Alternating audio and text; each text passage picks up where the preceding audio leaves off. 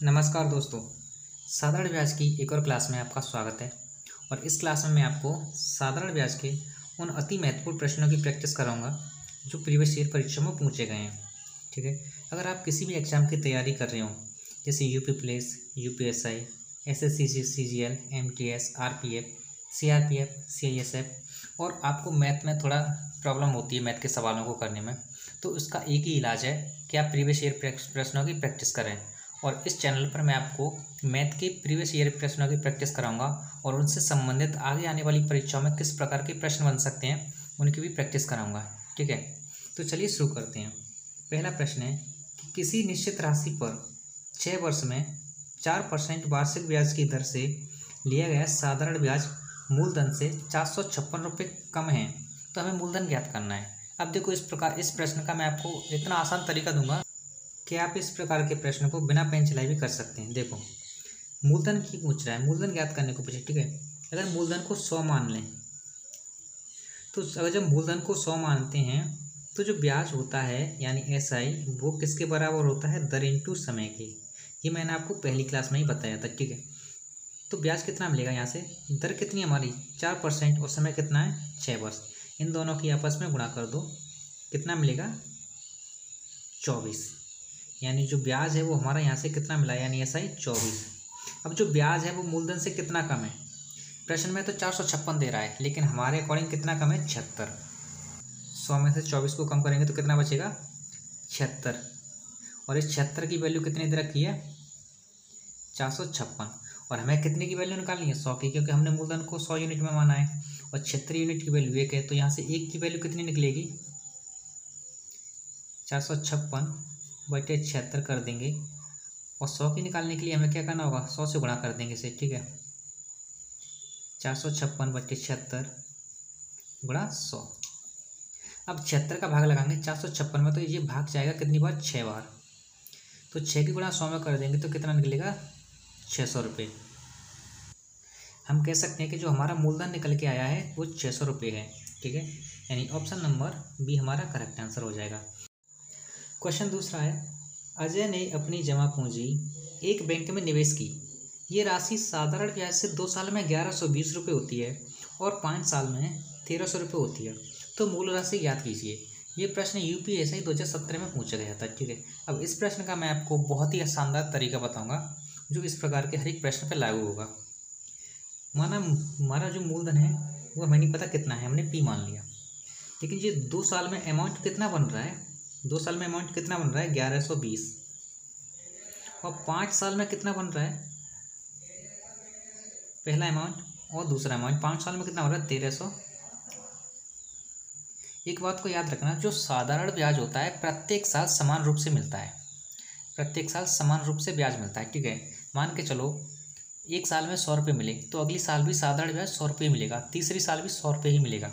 अब देखो, यहाँ पर ये अंतर है साल का, कितने साल का अंतर है? 3 साल का। यहाँ पर ये 3 साल का अंतर है, और 3 साल में ये जो ब्याज मिला है इस मिश्र धन से इस मिश्र धन पर जाने पर जितने रुपए मिले हैं वो 3 साल के में 3 साल में मिले होंगे। कितने कितने मिलेंगे यहाँ से? 180। कितने मिलेंगे? 180।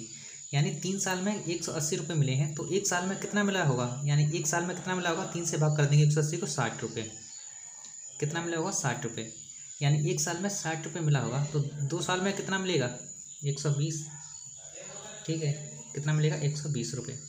अब देखो, यहाँ पर हमारा कुछ भी मूलधन रहा होगा जिसमें 2 साल का ब्याज कितना मिला? 120, तभी तो 1120 रुपये हुआ है।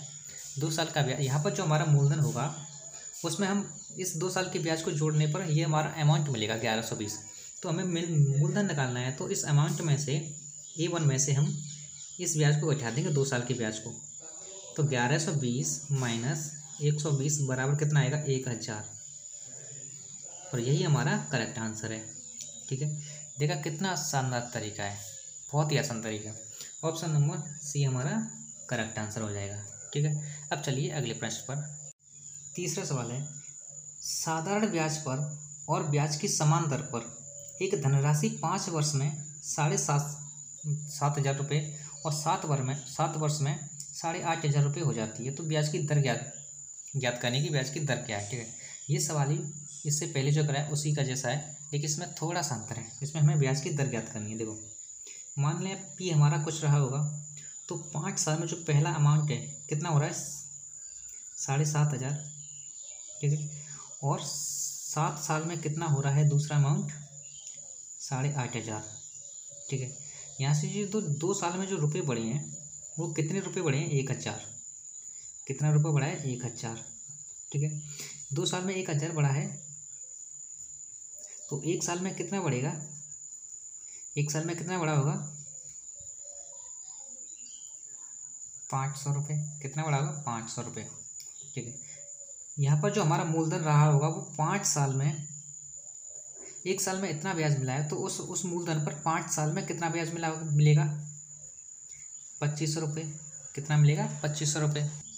यानी हम कह सकते हैं कि यहाँ पर जो हमारा मूलधन था उसमें 5 साल का ब्याज जुड़कर कितना हुआ था 7,500 रुपये हुआ था। ब्याज कितना है 5 साल का 2,500 रुपये। तो जो यहाँ पर जो मूलधन निकलेगा यानी पी निकलेगा, इस 7,500 में से अगर हम 2,500 को घटा दें, 7,500 में से 2,500 को माइनस कर दें, तो मूलधन यहाँ से निकलेगा 5,000 रुपये। कितना रुपये 5,000 रुपये। अब उसने क्या पूछा है दर। अब दर बराबर एक सूत्र होता है हमारा, दर बराबर होता है आर यानी SI ब्याज इंटू 100 बटे मूलधन इंटू समय, ठीक है। देखो ब्याज कितना है, 1 साल का ब्याज कितना है 500 रुपये, गुणा कर दो उसमें 100 से। मूलधन कितना है 5,000 और समय कितना है 1 वर्ष, क्योंकि 1 साल में ब्याज मिला है 500 रुपये। अब इसकी काटपीट कर लेंगे, 1 2 3 3 जीरो से 1 2 3 जीरो काट दो, बचा 50 ऊपर और 5 नीचे। 5 का 50 में भाग देंगे तो कितना आएगा 10%। यानी जो दर निकल के आई है वो 10% निकल के आई है। यही हमारा राइट आंसर है। ऑप्शन नंबर डी हमारा करेक्ट आंसर हो जाएगा, ठीक है। तो चलिए अगले प्रश्न पर।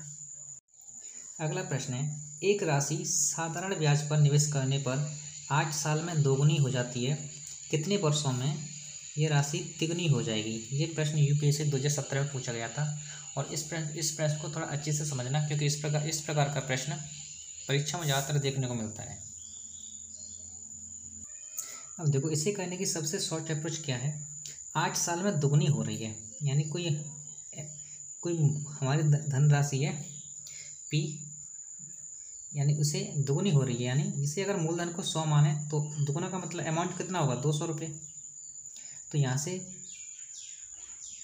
कितना ब्याज मिला होगा हमें अमाउंट में से, अगर मिस P को घटा दें यानी मूलधन को घटाएं तो ब्याज कितना मिलेगा 100 रुपये। कितने वर्ष में मिल रहा है ये 8 वर्ष में, ठीक है। अब ये कह रहा है कि कितने समय में यह राशि तिगुनी हो जाएगी, यानी मूलधन को 100 ही रहने दो, अमाउंट कितना हो जाएगा 300 रुपये। जब अमाउंट 300 रुपये होगा तो ब्याज कितना मिलेगा 200 रुपये, और समय ज्ञात करना है। अब इसको आप भूल जाओ, यहाँ हमें सिर्फ 2 ही चीज़ों की ज़रूरत होती है, ब्याज और समय की। ये ब्याज दूसरा वाला ब्याज पहली ब्याज का कितना गुना है 2 गुना, तो समय भी हमारा कितना गुना हो जाएगा 2 गुना, यानी 16 वर्ष। और 16 वर्ष हमारा करेक्ट आंसर होगा, समझे। ऑप्शन नंबर बी हमारा करेक्ट आंसर हो जाएगा, ठीक है। यानी इस प्रकार के सवाल में हमें सिर्फ ब्याज और समय से मतलब होता है, किससे, ब्याज और समय से। अब चलिए अगले प्रश्न पर। इसी प्रकार का मैं आपको एक और प्रश्न कराऊंगा। क्वेश्चन नंबर 5 है, साधारण ब्याज पर निवेशित एक धनराशि साधारण ब्याज पर 15 वर्षों में स्वयं की 3 गुनी हो जाती है। ज्ञात कीजिए कि समान दर पर यह राशि स्वयं की 13 गुनी कितने वर्षों में हो जाएगी। 13 गुनी कितने वर्षों में हो जाएगी, ये प्रश्न UPSC 2021 में पूछा गया था। तो देखो इस प्रकार के सवाल में हमें सिर्फ ब्याज और टाइम से मतलब होता है, ठीक है। ब्याज के अकॉर्डिंग ही हमारा जो टाइम होता है वो बनता है, ठीक है। अब देखो 3 गुनी होने का मतलब क्या है, 1 से 3 हो रही है तो ब्याज कितना मिलेगा 2, यानी ब्याज कितना मिलेगा 2। फिर ये बोल रहा है कि 13 गुनी और समय कितना है 15 वर्ष। अब ये बोल रहा है कि यह राशि 13 गुनी कितने में होगी, यानी 1 से 13 हो रही है तो ब्याज कितना मिलेगा 12, यानी ब्याज कितना मिल रहा है 12, ब्याज कितना मिल रहा है 12। यहाँ पर समय ज्ञात करना है। अब देखो ये जो ब्याज है दूसरा वाला पहले वाले ब्याज का कितना गुना है 6 गुना है, तो हमें समय का भी 6 गुना कर देना है बस। 15 6 का कितना होता है 90, यानी 90 वर्ष लगेंगे इसे 13 गुना होने में। ऑप्शन नंबर बी हमारा करेक्ट आंसर हो जाएगा। अब इससे आसान तरीका आपको कहीं नहीं मिलेगा। अगला प्रश्न है 12% वार्षिक ब्याज की दर से 9 वर्ष का साधारण ब्याज मूलधन से 1200 रुपये ज़्यादा है, तो 9 वर्ष के अंत में मिलने वाला अमाउंट हमें ज्ञात करना है। देखो, मूलधन को मान लो 100 रुपये, और 100 रुपये पर जो ब्याज मिलता है वो किसके बराबर होता है? दर इंटू समय के। किसके बराबर? दर इंटू समय के। यानी यहाँ से ब्याज कितना मिलेगा हमें? दर कितनी है? 12% और समय कितना? 9 वर्ष। 12 नंबर कितना होता है? 108। यानी ब्याज कितना मिला? 108। तो अमाउंट कितना होगा हमारा? अमाउंट होगा हमारा 100 प्लस 108 यानी 208। अब देखो, ये क्या कह रहा है कि जो साधारण ब्याज है, ये जो ब्याज है मूलधन से कितना ज़्यादा है? यहाँ पर देखेंगे मूलधन से 8 ज़्यादा है, और 8 का मतलब है कितना? 1200। ठीक है, तो हमें क्या ज्ञात करना है? मिश्र धन। मिश्र धन हमारा कितने यूनिट में? 208 यूनिट में। 8 की वैल्यू इतनी है तो 208 की निकालनी है, तो 208 की निकालेंगे। तो 208 की निकालने क्या? 120 को यानी 1200 को पहले हम 8 से भाग कर देंगे, गुणा कर देंगे कितने से? 208 से। इस सवाल की ये हमारी सबसे आसान और सबसे राइट अप्रोच है। ठीक है, 15 से इसे काट दो पहले। 15 यानी 150 बार ये कटेगा, 1200 में भाग जाएगा 8 का 150 बार, और 150 भी गुणा कर दो 208 से, तो हमारा आंसर निकल के आएगा 31,200 रुपये। कितना निकल के आएगा? 31,200 रुपये। और यही हमारा राइट आंसर होगा। ऑप्शन नंबर ए हमारा करेक्ट आंसर हो जाएगा। ठीक है, इस प्रकार का सवाल ये हमारी सबसे आसान अप्रोच है। ठीक है, तो चलिए मिलते हैं अगली क्लास में।